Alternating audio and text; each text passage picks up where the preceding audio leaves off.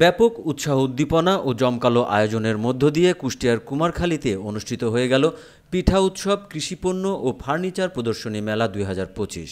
গ্রাম বাংলার হারানো ঐতিহ্যকে নতুন প্রজন্মের কাছে তুলে ধরতে এবং বিভিন্ন প্রতিষ্ঠান ও তাদের পণ্যের প্রচার ও প্রসারের লক্ষ্যে শনিবার দিনব্যাপী উপজেলার নন্দলালপুর ইউনিয়নের আলাউদ্দিননগরের শিক্ষাপল্লী পার্কে বর্ণাঢ্য এ আয়োজন করে আলাউদ্দিন আহমেদ ফাউন্ডেশন। এতে ৬০টিরও বেশি স্টল অংশ নেন। গ্রাম বাংলার ঐতিহ্যবাহী সব পিঠাপুলির এ আয়োজনে জেলার বিভিন্ন প্রান্ত থেকে ভিড় জমিয়েছেন পিঠাপ্রেমীরা। মেলায় আসতে পেরে অনেক খুশি তারা। এখানে এসে যেহেতু পিঠা উৎসব, যেহেতু অনেক রকমের পিঠা দেখছি, তারপরে হচ্ছে অনেক ফাস্টফুডের দোকান দেখছি, তারপরে বইয়ের দোকান দিয়েছে অনেকে, তারপরে জামা কাপড়ের দোকান দিয়েছে, ওইগুলো দেখছি।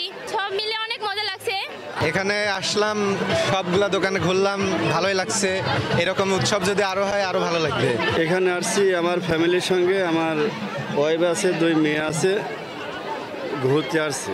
এই মাত্রই আসলাম, এখনো কিছু খাওয়া দাওয়া করিনি। জি, খাবো, অনেক কিছু কিনবো। 30 বছর পর এখানে আসলাম আমি।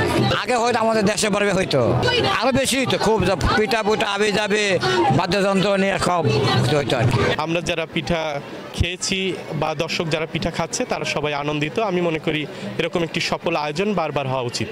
বাহারি সব পিঠার পসরা নিয়ে স্টল বসেছে মেলায়। পাশাপাশি কৃষিপণ্য ও ফার্নিচার প্রদর্শনীর স্টলও দেখা গেছে মেলায়।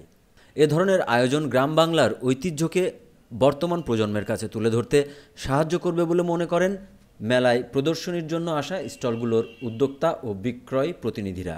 নিজের হাতে তৈরি করেছি, তার মধ্যে বিক্রমপুরের ঐতিহ্যবাহী 200 বছরের বিবিখানা পিঠা, সেটা আমরা করেছিলাম। এবং এর সাথে আমরা ভাপা পিঠা, চিতই পিঠা, তারপরে আকশি পিঠা বলে আমাদের বিভিন্ন অঞ্চলে। আলাউদ্দিন আহমেদ মাধ্যমিক বিদ্যালয়ের পক্ষ থেকে আমরা দোকান দিয়েছি, মানে আমাদের বাংলার ঐতিহ্যবাহী যে পিঠাগুলো আছে সেগুলো তুলে ধরার চেষ্টা করেছি। আমাদের বাংলার শীতকালের ঐতিহ্য বলতে আমরা বলতে পারি এই পিঠাগুলোই, কিন্তু যেগুলো আমাদের নতুন প্রজন্মের মাঝখান থেকে কিন্তু হারিয়ে যেতে বসেছে। আমি এখানে নিয়ে আসছি কৃষি পণ্য। এখানে কৃষি প্রদর্শনীর মধ্যে আছে আমাদের নিজের বাড়িতে তৈরি উৎপাদিত মানে চাষ করা, সেটা আছে পেঁপে, তারপরে কাঁচা পেঁপে, পাকা পেঁপে, শসা, তারপরে পেঁয়াজকালি। সবাই আসছে মেলাতে ঘুরতে, কেউ বই পড়ছে, কেউ দেখছে, কেউ বই হাতে নিয়ে ছবি উঠছে। মানে এক কথায় আর কি, সবাই অনেক মজা নিচ্ছে, মজা পাচ্ছে। আয়োজকরা বলছেন, বাংলার হারানো ঐতিহ্যকে নতুন প্রজন্মের কাছে তুলে ধরতে এবং বিভিন্ন প্রতিষ্ঠান ও তাদের পণ্যের প্রচার ও প্রসারের লক্ষ্যে এমন আয়োজন। ভবিষ্যতে আরও বড় আকারে আয়োজনের পরিকল্পনা রয়েছে।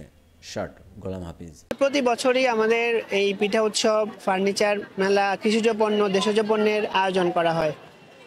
এবং এটার উদ্দেশ্য শুধুমাত্র যে গ্রামের লোকজনকে আনন্দ দেওয়া নয়, এর মধ্যে ব্যবসায়িক ইকোনমিক কিছু বেনিফিট রয়েছে। এখানে যেই ব্যবসায়ীরা এসেছেন তাদের এই যে পণ্যের প্রচার হচ্ছে, এখানে একটা ট্রানজ্যাকশন হচ্ছে, সব কিছু মিলে আলাউদ্দিননগরের ডেভেলপমেন্ট, কুষ্টিয়ার ডেভেলপমেন্ট তথা দেশের ডেভেলপমেন্টে কিন্তু এটা একটা বিরাট ভূমিকা পালন করতেছে।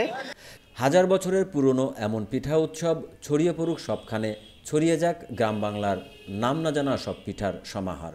এমনটাই প্রত্যাশা মেলায় আসা দর্শনার্থীদের।